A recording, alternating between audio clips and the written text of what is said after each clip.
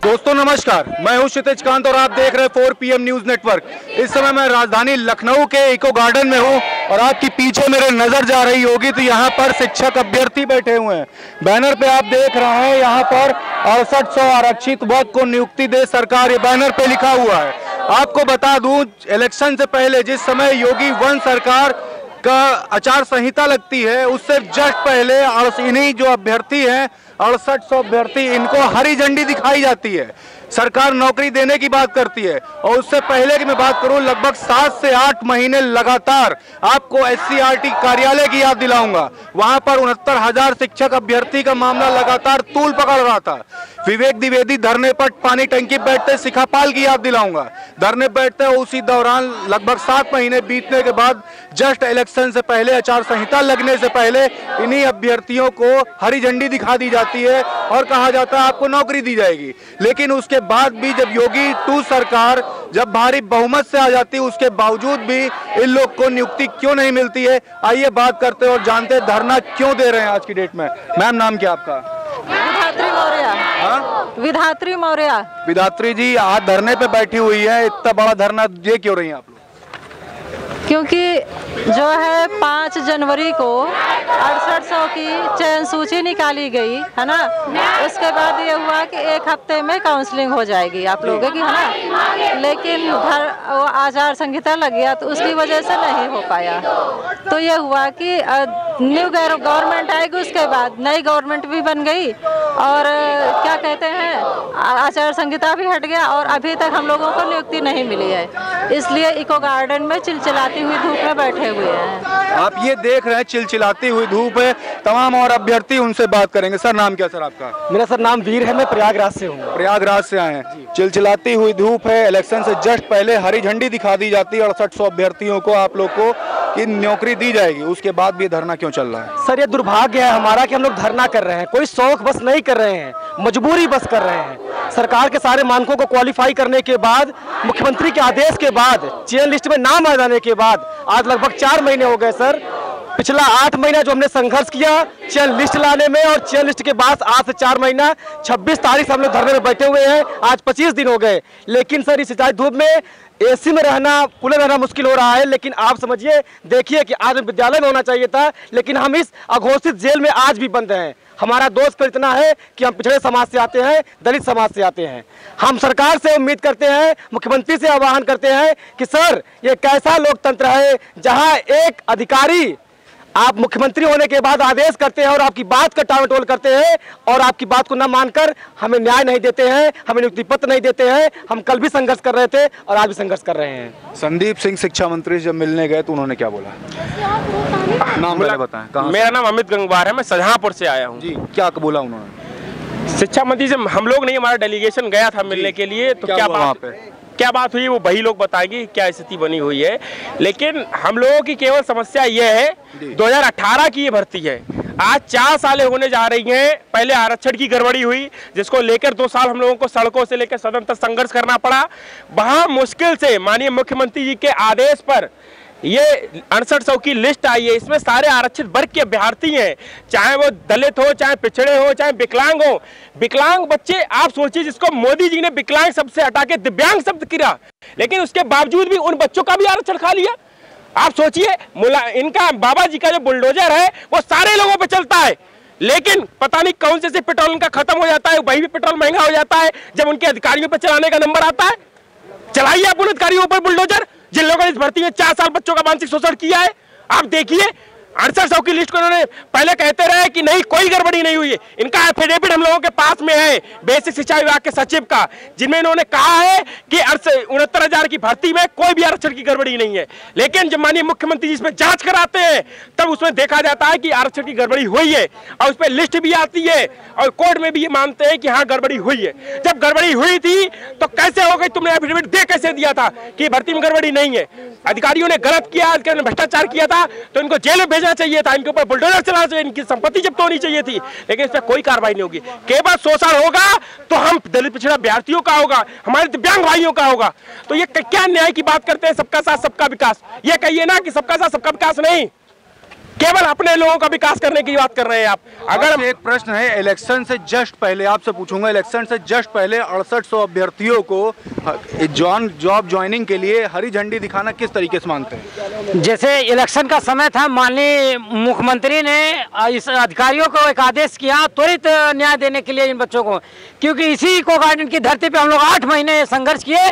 उस 8 महीने के संघर्ष के एक दिन मुख्यमंत्री के यहाँ, पहली बात तो अधिकारी मुख्यमंत्री के यहाँ बात पहुँचने नहीं देते हैं, और जैसे तैसे हम लोगों की बात किसी माध्यम से मुख्यमंत्री जी के यहाँ पहुँची और हमें तुरंत न्याय देने के लिए हमारे प्रतिनिधि मंडल को बुलाया, जिसमें विजय भाई, अमरेंद्र भाई एवं हमारे अन्य साथी थे, जो गए और तुरंत मुख्यमंत्री जी ने अधिकारियों को निर्देशित किया और काउंसलिंग शेड्यूल, लिस्ट का शेड्यूल सब जारी हो जाता है। नियुक्ति पत्र भी 6 जनवरी को मिलने था, मगर ये अधिकारियों के हिले हवाले से हमारी लिस्ट जो 30 दिसंबर को आनी थी, इन्हीं के हिले हवाले से जाते जाते ये 5 जनवरी को आई, और 5 जनवरी के बाद 8 जनवरी को नियुक्ति आचार संहिता लग जाती है, और ये केवल चुनाव का एक जुल्मा सिद्ध हो जाती है। 6800 लिस्ट मानते हैं, ये बात करूंगा, अभी तक की ज्वाइनिंग नहीं मिली है, आचार संहिता लग जाती है, उससे पहले आप लोग की नियुक्ति पत्र जारी हो जाता है कि आप लोग को जॉब ज्वाइनिंग के लिए कहा जाएगा, जॉब ज्वाइनिंग के लिए हरी झंडी दिखा दी जाती, अभी तक नियुक्ति नहीं मिली है, क्या कहेंगे इस पर? देखिए, सरकार ने जानबूझ के ये प्लानिंग के तहत 10 महीने यहाँ हम लोग धूप में, सर्दी, बरसात, गर्मी झेलते रहे,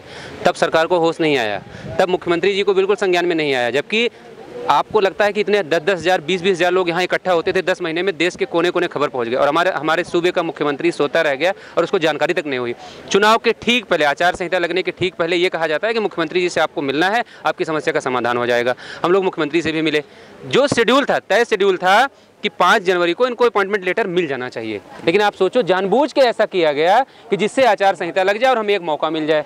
ये लिस्ट निकाली गई, पहली बात तो ये 2 साल टालते रहे कि कोई घोटाला नहीं हुआ, और जब इन्होंने माना कि घोटाला हो गया है तो ऐसे मौके पर इन्होंने घोटाले की लिस्ट निकाली जिससे सामने चुनाव आचार संहिता लग जाए। आचार संहिता लग गई, चुनाव निकल गया, हमसे वोट ले लिया गया और फिर हमको इस इको गार्डन की अघोषित जेल में डाल दिया गया। ये सिर्फ और सिर्फ एक चुनावी जुमला साबित हुआ है।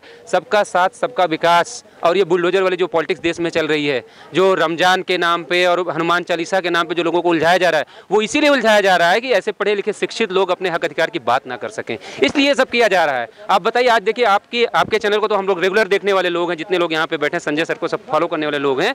आप 2-4 लोगों को छोड़ दीजिए, आज देश की मीडिया इस मुद्दे पर बात भी नहीं करना चाहती। इतने लोग इकट्ठा हुए हैं, आप देखिए बहनें आई हैं, अपने छोटे छोटे बच्चों को लेकर आई हैं, लेकिन कोई खबर तक नहीं चलाएगा। इस देश में, इस उत्तर प्रदेश में सबका साथ, सबका विकास एक ढोंग है, एक नाटक किया जा रहा है। अगर इसमें जरा सी भी सच्चाई होती, इसी शिक्षक भर्ती में, इस शिक्षक भर्ती के पहले 68,500 शिक्षक भर्ती आई थी और मुख्यमंत्री जी की बिरादरी के कुछ लोग इस प्रक्रिया से बाहर हो गए थे।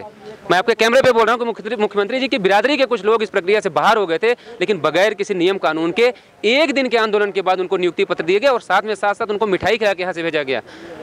आप 4 महीने हो गए इस लिस्ट को आए हुए, लेकिन अभी भी कोई भी अधिकारी, हम लोग अधिकारियों के पास जाते हैं तो मुख्यमंत्री की बिरादरी के भी कुछ अधिकारी हैं, वो कहते हैं कि हमको जो निर्देश होगा ऊपर से हम वही करेंगे, नहीं सुनवाई करेंगे और तुम्हारे ऊपर मुकदमा लगाएंगे। अच्छा, आज आप लोग गए थे शिक्षा मंत्री से मिलने के लिए, क्या मुलाकात हो पाई? देखिए, अभी शिक्षा मंत्री से हमारी मुलाकात नहीं हो पाई है, लेकिन उनके ओएसडी ने हम लोगों के सामने अधिकारियों से बात किया है और उनका ये तरीका था कि इस मुलाकात के बाद इनको भेज दिया जाए। हम लोगों ने साफ कह दिया कि बगैर शिक्षा मंत्री से मिले, और शिक्षा मंत्री जब तक अधिकारियों को फ़ोन करके निर्देशित नहीं करते कि 25 अप्रैल को जो न्यायालय में सुनवाई लगी है वहाँ स्टेट खड़ी हो और अपना पक्ष मजबूती से रखे, उसके बाद ही हम लोग यहाँ से जाएंगे। तो ये संख्या जो आपको दिख रही है आज इतनी है, कल और बढ़ेगी, परसों और बढ़ेगी और 25 तारीख तक यहाँ पूरे 6800 परिवार यहाँ पर इकट्ठा होंगे। और जब तक नियुक्ति पत्र जारी नहीं हो जाता, नाम सर क्या है? मेरा नाम विजय कुमार है। विजय कुमार जी से बात हो रही थी। सर, आपसे बात करूंगा। सर, नाम क्या हो, कहाँ से आए? मैं शिवमनी डिस्ट्रिक्ट जालौन से आता हूँ। और आज हम लोगों को जो दुख और संघर्ष जो देखना पड़ रहा है, वो उसमें हमारा सिर्फ कसूर इतना है कि हम लोग दलित और पिछड़े शोषित समाज से आते हैं। अगर हम बात करें, सभी मानकों पर हम लोग खरे उतरे हैं और ऐसा नहीं है। जो एक प्रश्न करूंगा, ये अभी काफ़ी सारी बातें हुई जॉब ज्वाइनिंग को लेकर के, बताया कि ये एक तरीके मात्र जुमला था, ये तक बोला गया। उसके बाद ये बोला गया कि इस समय रोजगार के मुद्दे बात नहीं हो रही है, इस समय जो ट्रेंडिंग में टॉपिक चल रहा है हनुमान चालीसा को लेकर के 5 टाइम इस पे बात हो रही है। आपका धरना ये कब तक चलता रहेगा? सर, ये धरना हमारा अनवरत धरना चलेगा जब तक हम लोगों को नियुक्ति पत्र नहीं मिल जाता है, तब तक हम लोग यहाँ से नहीं जाने वाले हैं। और बात करते हैं कि भाई अगर हम लोग बेसिक में टीचर आज होते तो आज हम यहाँ चिलचिलाती धूप में नहीं होते। और इसमें हम लोगों का कौन सा दोष है, बस सरकार इतना बताए।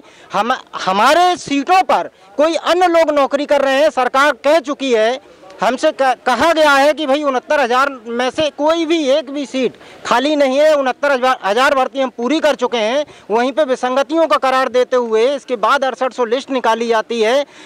6800 लिस्ट को आज दिन तक नियुक्ति पत्र हासिल नहीं हुआ है।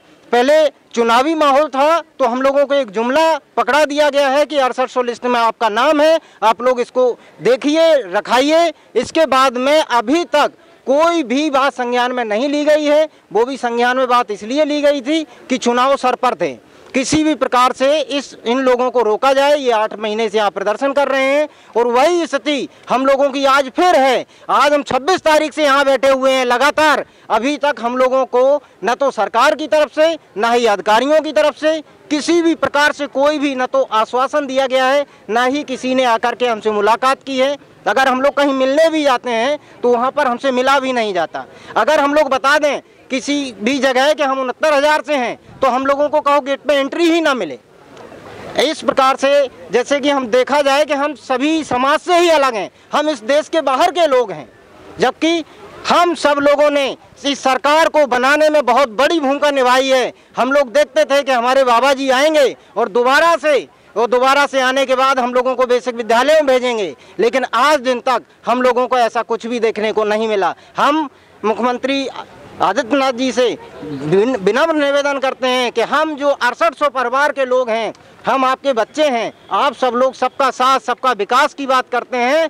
बस हम लोगों की इतनी है कि आप लोग बस अधिकारियों से बात करें और हम लोगों को नियुक्ति पत्र वितरण करें और हम लोगों को बेसिक विद्यालयों में भेजें। देखिए, इनसे बात हो रही थी, एक मैम और बैठी। मैम, कहाँ से आई हूँ आप?